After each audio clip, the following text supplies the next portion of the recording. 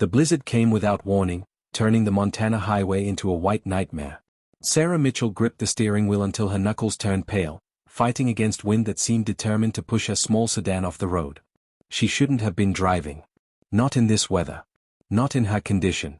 But staying in that motel room one more night, staring at the peeling wallpaper and listening to her own thoughts, would have destroyed what little remained of her sanity. 3 months had passed since the accident. 3 months since the drunk driver crossed the center line and took everything from her. Her husband David. Her 6-year-old daughter Emma. Her unborn son, who would have been named Thomas. The doctor said she was lucky to survive with only a few broken ribs and a concussion. Lucky. The word tasted like poison in her mouth. The insurance money sat untouched in her bank account. The house in Seattle was on the market. Her job at the publishing company became impossible when every children's book manuscript felt like a knife to the heart. So Sarah ran. She packed a single suitcase, got in her car, and drove east with no destination in mind. Running from memories that followed her like shadows. Running from a future that had been stolen. Running from herself. The car hit a patch of black ice, and suddenly Sarah was spinning. The world became a carousel of white and gray, tree branches reaching like skeletal fingers through the storm. She heard herself scream, then felt the sickening crunch of metal against wood. The airbag exploded into her face, and then there was silence. A terrible, complete silence broken only by the howling wind. Blood trickled down her forehead. Her door was jammed against a pine tree. The passenger side had crumpled like paper. The engine was dead, and already she could feel the cold creeping in through the broken windows.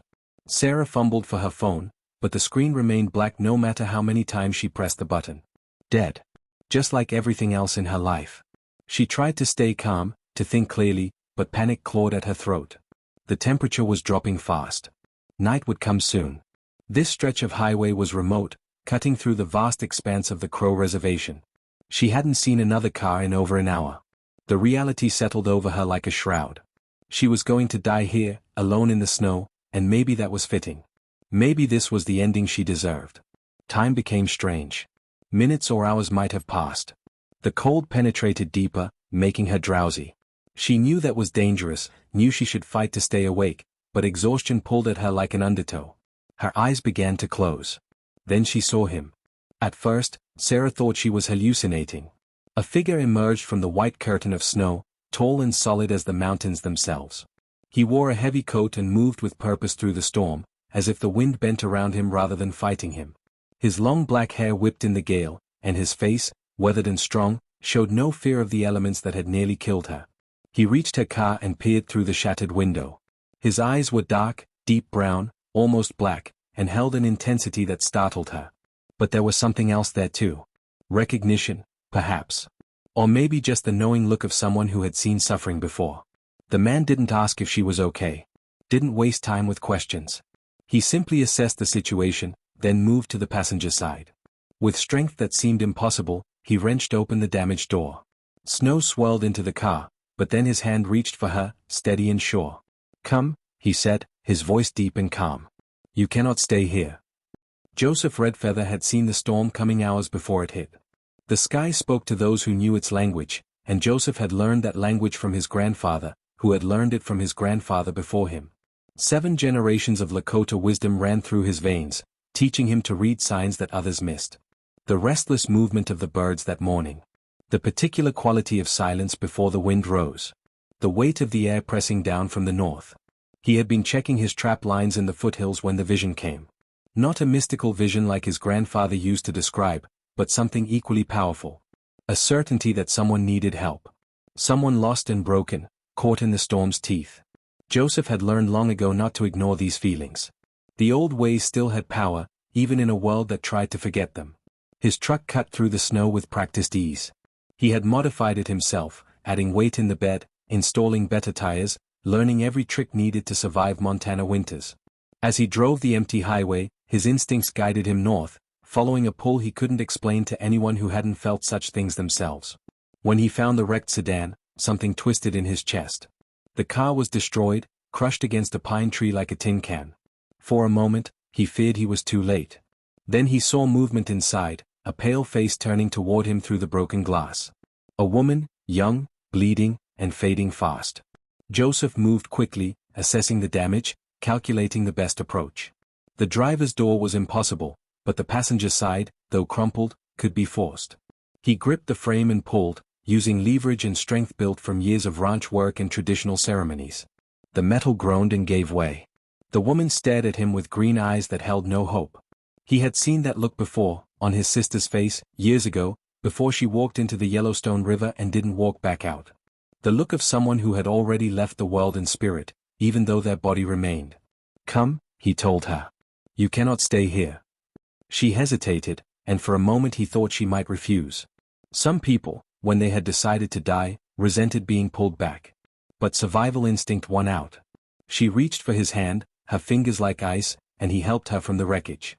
She stumbled in the deep snow, and he caught her, steadying her against the wind. His truck was running 50 yards back.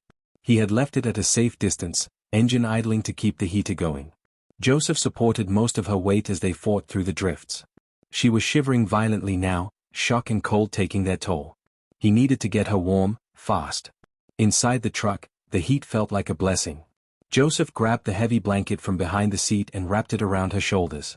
She sat trembling, staring straight ahead, not speaking. Blood continued to trickle from the cut on her forehead, but it didn't look deep. He pulled out his first aid kit and cleaned the wound with gentle efficiency. "My name is Joseph Redfeather," he said, breaking the silence. "I live about 10 miles from here. There's a clinic in Crow Agency, but in this storm, we won't make it there safely. I have medical supplies at my place. You can warm up, and when the storm passes, I'll take you wherever you need to go." She nodded slowly, still not meeting his eyes. "Sarah," she whispered. "My name is Sarah." Joseph put the truck in gear and began the careful journey home. The storm was worsening, visibility dropping to almost nothing, but he knew these roads like he knew the lines on his own hands. He had grown up here, on the land his ancestors had walked for countless generations before the reservations, before the borders, when the world was larger and freedom meant something different. His house sat at the base of the Wolf Mountains, a sturdy log structure his grandfather had built with his own hands in 1952. It had weathered 60 years of storms and would weather 60 more. Solar panels on the roof, a backup generator in the shed, a well that never ran dry. Joseph had learned to be self-sufficient, to need nothing from the world that had taken so much from his people. Sarah remained silent during the drive, wrapped in the blanket, shaking despite the heat pouring from the vents. Joseph didn't push her to talk. Silence had its own healing power. Sometimes words just cluttered up the truth. The house smelled of cedar and sage. Sarah noticed that first as Joseph helped her through the door, out of the screaming wind and into warmth that felt almost painful against her frozen skin. The interior was simple but carefully maintained. Wooden floors worn smooth with age. Handmade furniture that spoke of craftsmanship and patience. Photographs on the walls showing generations of faces, all bearing the same strong features and steady gaze as the man who had saved her. Joseph guided her to a chair near the wood stove, where flames danced behind the iron door. He disappeared briefly and returned with dry clothes, women's clothes, and pointed to a door. "Bathroom is there. Hot water works. Take your time." Sarah wanted to refuse, to insist she was fine, but her wet clothes clung to her skin like ice, and her teeth wouldn't stop chattering. She took the clothes without a word and locked herself in the small bathroom. The face staring back from the mirror looked like a stranger. Hollow cheeks. Dark circles under eyes that had forgotten how to sleep without nightmares. The cut on her forehead had stopped bleeding, leaving a thin red line that would probably scar. Another mark to add to the collection, though hers were mostly invisible. The shower scalded her back to reality. She stood under the water until it started to cool, washing away the blood and the immediate shock, though nothing could wash away what lived beneath her skin. The clothes Joseph had given her were old but clean. A flannel shirt that smelled faintly of lavender. Soft sweatpants with a drawstring waist. They belonged to someone, she realized. Someone who wasn't here anymore. When she emerged, Joseph had food waiting. Soup that steamed in a ceramic bowl, bread that looked homemade, hot tea with honey. He gestured for her to sit at the wooden table and placed the food in front of her without ceremony. The soup tasted like nothing she had ever eaten before. Rich and complex, with wild flavors she couldn't identify. She realized she hadn't eaten anything substantial in days. Maybe weeks. Food had become an afterthought, fuel for a body she no longer cared about maintaining. Joseph sat across from her with his own bowl, eating in comfortable silence. The storm raged outside, wind howling like wounded animals, but inside the house felt solid, unmovable. Sarah found herself studying him in quick glances. He looked to be in his late 40s, maybe early 50s, with deep lines around his eyes and mouth that spoke of both laughter and sorrow. His hands were scarred and calloused, working hands that had built things and fixed things and probably held dying things with equal care. "Thank you," she finally said, her voice rough from disuse. "For finding me. For this." Joseph nodded slowly, considering his words before speaking. "The storm told me you were out there. Some people think that's superstition. They're wrong. The world speaks to those who listen." Sarah didn't know what to say to that. In her old life, before the accident, she would have smiled politely and changed the subject. Before Seattle and the publishing job and the carefully constructed existence of grocery lists and piano lessons and parent-teacher conferences. Before everything ended in twisted metal and silence. "You can stay until the storm clears," Joseph continued. "The guest room is small but warm. In the morning, I'll see about your car, though from what I saw, it's done. I can help you arrange a tow, get you wherever you're going." "I'm not going anywhere," Sarah said, the words escaping before she could stop them. "I mean, there's nowhere to go. No home. No family. No destination. I was just driving." Joseph's dark eyes studied her with an intensity that should have felt invasive but somehow didn't. She had the sudden, unsettling feeling that he could see through the walls she had built around herself. That he recognized the particular architecture of grief, the way it sealed off rooms inside a person until there was nowhere left to live. "Running from something," he said. It wasn't a question. Sarah looked down at her soup, watching the surface ripple from the trembling of her hands. She could lie. Make up a story about a cross-country road trip, a new job waiting somewhere, a fresh start full of hope and possibility. But lies took energy she didn't have. "My husband and daughter died 3 months ago," she heard herself say. The words felt sharp coming out, like glass. "Car accident. Drunk driver. I was pregnant. Lost the baby too. I was in the hospital when they died. I never got to say goodbye." The silence that followed wasn't uncomfortable. Joseph simply nodded, acknowledging the weight of what she had shared without trying to diminish it with empty comfort. He didn't say he was sorry. Didn't tell her it would get better with time, or that they were in a better place, or any of the other meaningless phrases people had offered her like band-aids for a severed limb. "I lost my wife," Joseph said after a long moment. "Cancer, 6 years ago. And my sister, long before that. Suicide. Grief is a storm of its own. Fiercer than anything nature can throw at us." 3 days passed before the storm exhausted itself. 3 days of snow piling up against the windows, wind sculpting drifts into strange shapes, the world reduced to white silence. Sarah spent most of that time sleeping, her body finally demanding payment for weeks of insomnia and neglect. She slept in the guest room Joseph had prepared, under heavy quilts that smelled like cedar, and for the first time since the accident, she didn't dream of the crash. When she was awake, she moved through the house like a ghost, careful not to disturb the quiet rhythms of Joseph's life. He rose before dawn, fed the wood stove, made coffee strong enough to wake the dead. He cooked simple meals and left them where she could find them. He carved wood at the kitchen table, his hands shaping eagles and wolves and bears from pieces of pine with such patience that watching him became a kind of meditation. He didn't ask questions. Didn't probe into her past or demand explanations for the moments when grief would ambush her suddenly, leaving her gasping for air that wouldn't come. He simply existed in the same space, solid and present, like the mountains visible through the window when the snow finally stopped falling. On the 4th morning, Sarah woke to brilliant sunshine reflecting off a transformed world.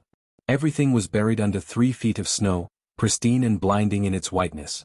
She found Joseph in the kitchen, packing supplies into a backpack. "I need to check on the horses," he said.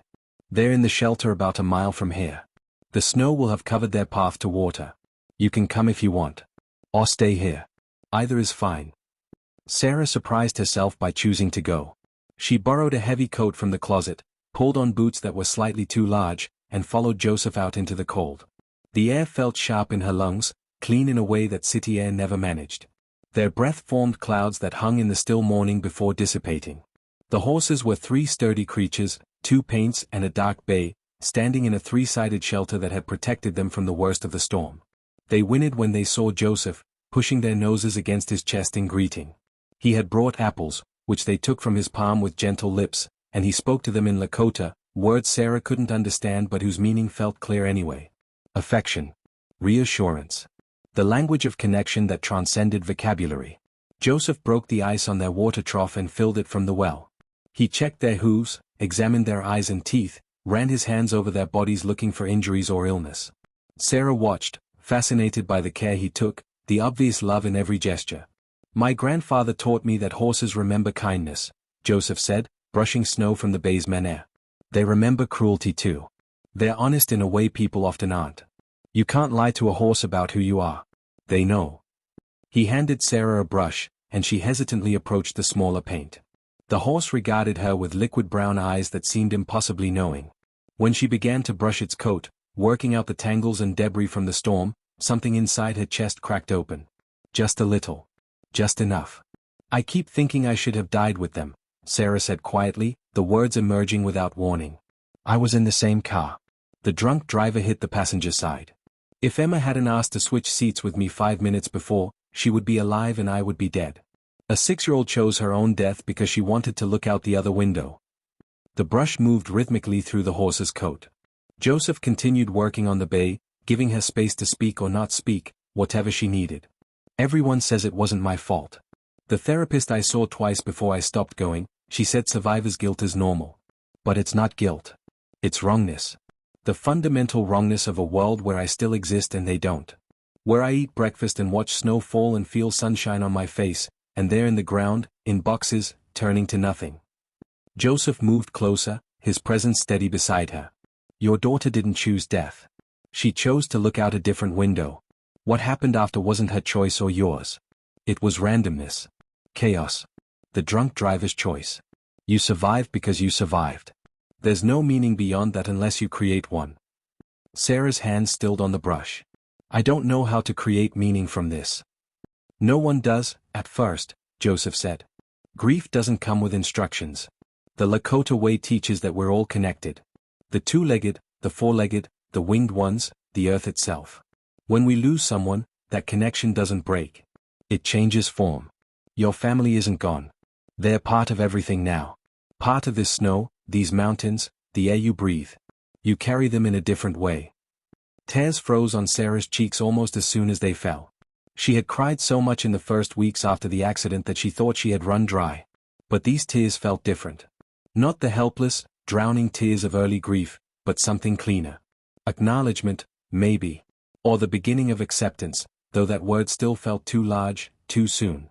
2 weeks passed before Sarah mentioned leaving. The roads had been cleared, life returning to normal rhythms outside the small sanctuary of Joseph's home. Her insurance company had totaled her car and cut a check. She had options now, practical paths forward that she could take if she chose. But something had shifted in those weeks of silence and snow. Joseph had shown her his grandfather's medicine wheel, explained the symbolism of the 4 directions, the sacred hoop of life that continues even when we think it's broken. He taught her to make fry bread, and they ate it hot with honey while he told stories of the old days, before the reservation, when his ancestors followed the buffalo and lived in harmony with seasons that demanded respect. He took her to the sweat lodge hidden in the trees behind his house, a small dome structure covered in blankets and hides. She had been skeptical, uncomfortable with the idea of appropriating rituals that weren't hers. But Joseph explained that healing wasn't about ownership or cultural boundaries. Pain was universal. The tools to address it came in many forms, and sometimes the right tool appeared exactly when needed. The heat inside the lodge was overwhelming at first. Steam rose from the stones when Joseph poured water infused with sage and cedar. In the darkness, with sweat pouring down her body and air thick enough to feel solid, Sarah felt something release. Not all at once. Not a dramatic transformation like in movies. Just a small untangling of the knots she had carried since the accident. A slight easing of the weight that had made breathing feel like work. Joseph chanted prayers in Lakota, his voice deep and resonant in the enclosed space. Sarah didn't understand the words, but she felt their intention. Gratitude for life. Acknowledgement of suffering. Recognition that both could exist simultaneously, that joy and sorrow weren't opposites but companions on the same journey. When they emerged, the night air felt impossibly fresh and cool. Sarah lay on her back in the snow, staring at stars so bright they seemed close enough to touch. The Milky Way stretched overhead like a river of light, and for the first time in months, she felt connected to something larger than her own pain. "I think I need to stay a while longer," she said into the darkness. "If that's okay." Joseph's voice came from somewhere nearby. "The house has room. You can stay as long as you need." Days became weeks. Sarah started helping with chores, feeding the horses, chopping wood, cooking meals that grew more adventurous as she learned what grew in Joseph's garden and what he gathered from the land. She read books from his collection, surprising eclectic mix of traditional stories, philosophy, poetry, and history. She began writing again, not for publication, but for herself. Small observations. Fragments of memory. Attempts to capture the feeling of morning light on snow or the sound of horses breathing in the cold. Joseph never asked what her plans were, never pressured her to define what came next. He simply included her in the rhythms of his life, teaching her to read the sky, to identify animal tracks in the snow, to listen to the silence that was never really silent if you paid attention. One evening, as they sat by the wood stove after dinner, Sarah asked the question that had been growing in her mind. "Why did you help me? You don't know me. I could have been anyone." Joseph considered this, his scarred hands wrapped around a cup of tea. "My grandfather used to say that we're all guardians. Not in the sense of controlling or protecting, but in the sense of bearing witness. When someone is suffering, we have a choice. We can look away, or we can stand with them in their darkness until they find their own light. You weren't anyone. You were someone who needed help. That was enough." Sarah felt tears prick her eyes again, but they didn't fall. She had cried enough in recent weeks, purging years of unshed grief through her conversations with Joseph, her time in the sweat lodge, her long walks through snow-covered woods where the silence held space for every feeling she couldn't name. "I'm not healed," she said carefully. "I don't know if I ever will be. But I can breathe now. I can wake up without wishing I hadn't. That's something." "That's everything," Joseph corrected gently. "Healing isn't about going back to who you were before. That person is gone, just as my wife is gone, just as my sister is gone. Healing is about discovering who you are now, after the loss. Building a new life that honors both the grief and the possibility." Spring came slowly to Montana, the snow receding inch by stubborn inch. Sarah watched as the world transformed again, brown earth appearing, then green shoots pushing through, then wildflowers painting the meadows in impossible colors. The horses grew sleek and energetic, and Joseph talked about the work that needed doing, fences to mend, gardens to plant, 100 small tasks that turned survival into living. Sarah started making plans. Not to leave, but to stay properly. She contacted a lawyer about transferring her savings, looked into online work she could do remotely, began the process of building a life in this unexpected place.